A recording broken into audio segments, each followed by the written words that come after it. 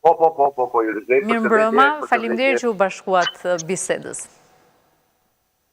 Faleminderit.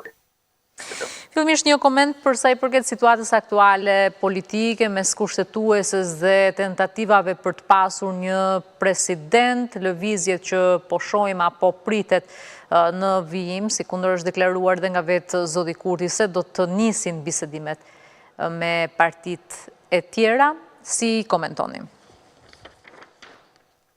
Kemi pasur deklarime të tilla se do të fillojnë bisedimet për arritjen e një marrëveshje dhe zgjedhjen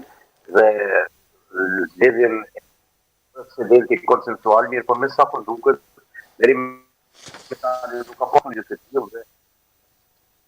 Po dëgjohemi apo Ka një shkëputje, zoti Viliu, nuk e di, është ndoshta disi e pakuptueshme, edhe një herë ju lutem? Unë po ju dëgjoj mirë shumë. Po, tani ju dëgjoj. Ndoshta dhe çështja e internetit për të kuptuar, ndoshta nga ju. Po. Ka mundësi çështje. Pra, si thash, të tillë, po deri më tani nuk kemi ndonjë takim që është bërë, apo nuk kemi as edhe thirrje nga kryeministri Kurti për një takim të tillë.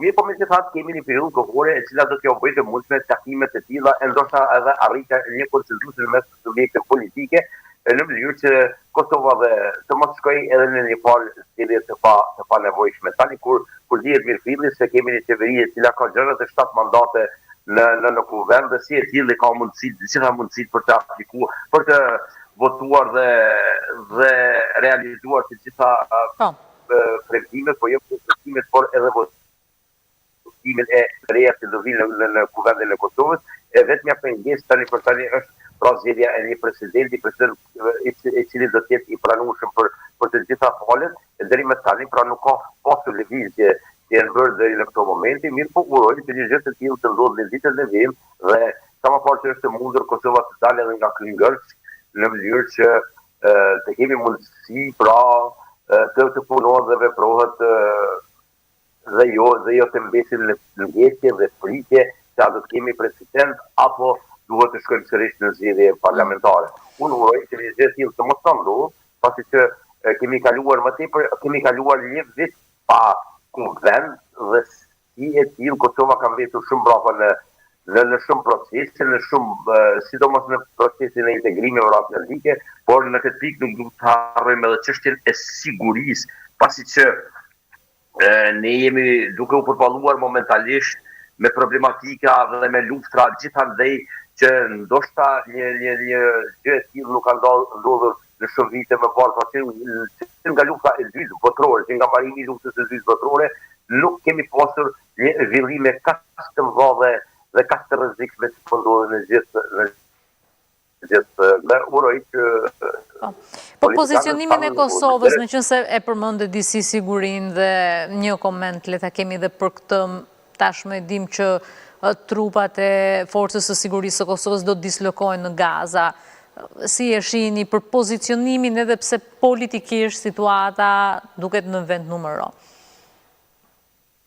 Po, unë mendoj se pozicionimi i Kosovës, jo vetëm i Kosovës, por edhe i Shqipërisë në këtë rast, është pozicionimi i duhur dhe ne, si vendet të vogla që jemi, nuk guxojmë në asnjë mënyrë që asnjëherë të kemi një pozicionim kundër politika Shtetit të Bashkuara të Amerikës.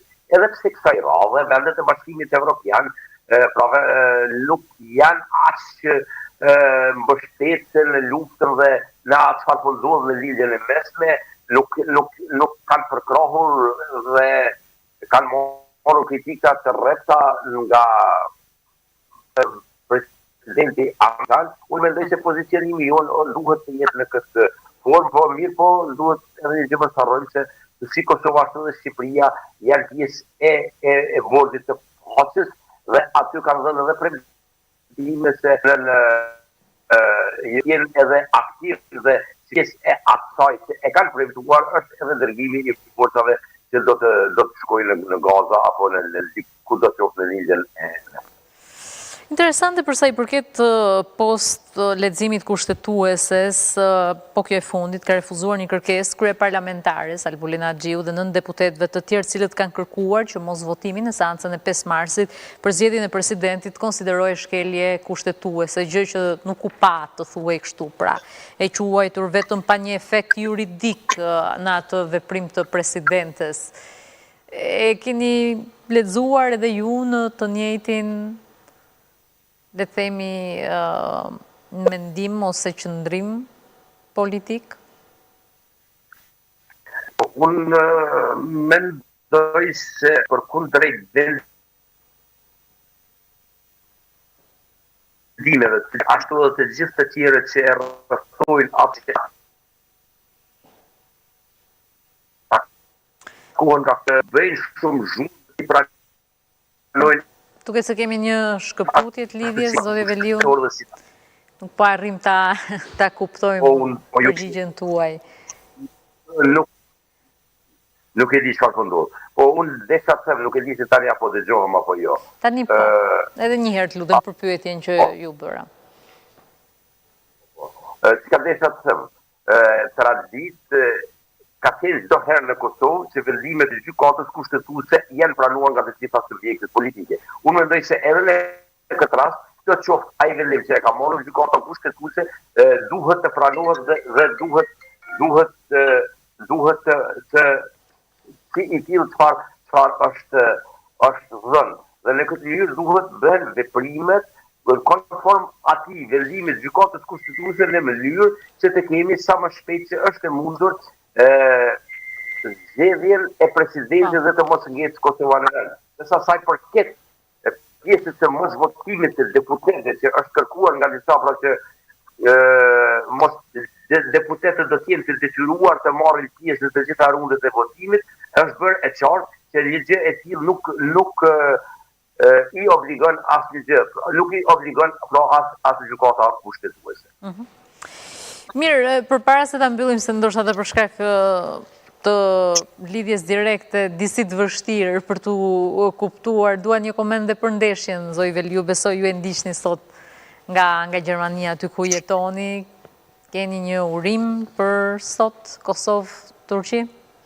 Po, patjetër që e ndjekim ndeshja e sot me futbollit nuk është vetëm një ndeshje futbolli apo një akt sportiv, por kjo në vete përfaqëson diçka edhe më të madhe dhe do të ishte shumë fat i madh se Kosova fitore të sonme të arrijë të kualifikohet në kampionatin botror, pra do të jetë një mundësi e ardhë për jo vetëm për sportin, por edhe për Republikën e Kosovës që të prezantohet në kampionatin e ardhshëm botror. Pra aty ku do të jenë të gjitha vendet e futbollit, të gjitha vendet që do të jenë pjesëmarrëse, por që do të kenë mundësi të ndiqet me miliarda njerëz, pra për nga edhe Kosova që nuk lihet nga një pjesë e mirë e atyre vendeve që do të jenë pjesëmarrës në futboll. Pra nuk e shohim vetëm si akt sportiv, por edhe si një gjë shumë e madhe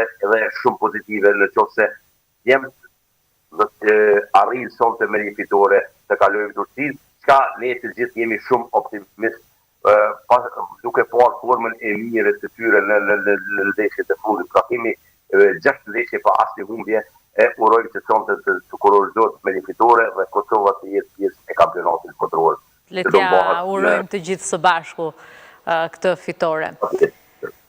Faleminderit shumë zoti Veliu që ju bashkuat bisedës, si çdo herë është kënaqësi të jemi së bashku. Faleminderit, ishte kënaqësi me gjithë ndërprerjet që na ndodhen sonte. Po, besoj në lidhjen tjetër do të kemi një bisedë më të plotë edhe për të kuptuar për publikun. Faleminderit.